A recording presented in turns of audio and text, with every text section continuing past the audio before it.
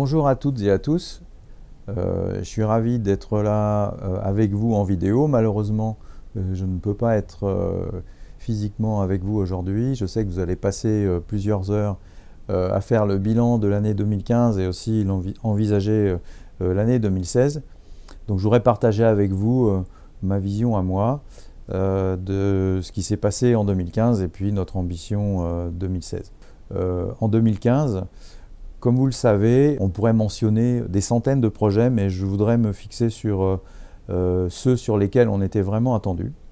Alors, le premier, c'est la mise en production de la plateforme Color, Santé Prévoyance Collective. Projet très compliqué que les équipes ont parfaitement réussi à mener, même si ça reste un sujet difficile pour l'année 2016. Le deuxième projet que je voudrais mentionner, c'est Opéra, qui était en 2014 en difficulté. Et comme vous le savez, en septembre, octobre, enfin juillet, août, septembre, octobre, Opéra est passé en production et petit à petit, les processus se sont normalisés. Le troisième que je voudrais mentionner, c'est Topaz. Donc la bascule de la paye d'AXA France et de tous les employés d'AXA en France en janvier, qui va s'opérer et qui a commencé de s'opérer maintenant. Donc trois projets illustratifs d'une bonne exécution cette année, reconnus par le métier. Le deuxième sujet que je voudrais mentionner, c'est la qualité de service. Fin 2014 et aussi début 2015, on a vécu des moments difficiles. Tous azimuts, les agents, le web, les administratifs, tout un tas de problèmes avec des causes diverses et variées.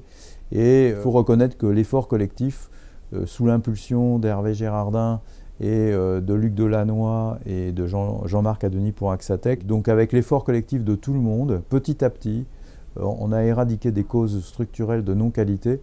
Et je peux dire là qu'en fin d'année, on est sur une bonne tendance. Même les agents reconnaissent que la qualité s'est améliorée. On n'est pas au bout du chemin, on continuera en 2016, mais merci pour ce que vous avez fait. En chiffres, en deuxième semestre 2015, c'est moins 20% d'incidents en nombre par rapport à la même période 2014, mais c'est beaucoup plus en temps d'arrêt des systèmes. Je voudrais aussi mentionner que notre plan d'amélioration de sécurité continue. Même là aussi, si on n'est pas arrivé au bout, les équipes sont mobilisées, tout le monde, je sais, dans toutes les directions contribue. Et notamment, la diminution de notre patrimoine de présence sur le web. On a diminué de plusieurs milliers le nombre d'URL et de domaines pour lesquels on était exposé. Alors, je voudrais aussi rappeler pas mal de travail sur nos modèles d'organisation et notre modèle de delivery. Vous savez tous que nous allons faire évoluer l'organisation sur le pilotage et le suivi de qualité de nos systèmes, en regroupant au sein d'une même entité les fonctions de pilotage, de traitement d'incidents et traitement de problèmes. Je me suis longuement exprimé là-dessus. Je pense que c'est fondamental que nous arrivions à avoir une vue complètement de bout en bout pour nos utilisateurs et nos clients du système d'information, une capacité à gérer en temps réel les événements qui se produisent, la performance, et pouvoir reboucler avec les équipes qui sont plutôt à la conception des solutions de manière permanente. Par ailleurs, nous avons continué le test des feature teams, et comme vous le savez, un bilan a été présenté au comité d'entreprise, bilan finalement assez positif puisque ceux qui sont en feature team reconnaissent l'intérêt de travailler pour une fonction métier dans la durée, partager les objectifs et l'ambition du métier et puis le satisfaire dans la durée. Donc nous avons décidé de continuer à travailler et de passer maintenant dans un mode projet où on mettrait en œuvre de manière opérationnelle les feature teams en 2016.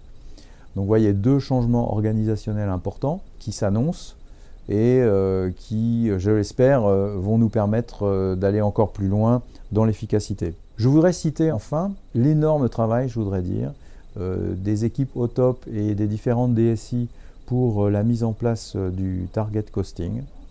Je sais que ce n'était pas facile, les outils ne sont pas encore en place pour pouvoir le faire facilement et bien, mais cette année, on a pu faire le lien entre les ambitions de chaque ligne de métier, la nécessité d'investir dans l'IT et dans quel but et à quelle échéance.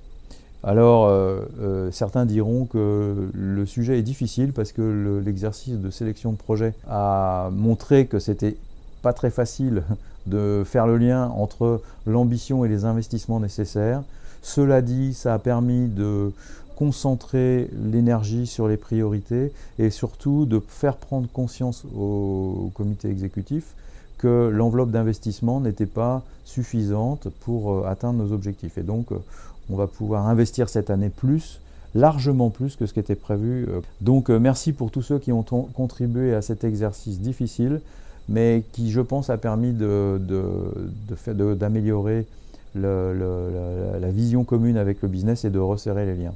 Vu du groupe, j'ai passé la semaine dernière 1 heure avec Dirk Marslouf, le CIO du groupe. Vu du groupe, ça se voit que le partenariat avec les lignes de métier dans AXA France s'est resserré, que la feuille de route digitale a démarré et que AXA France, avec sa direction informatique, sont en marche.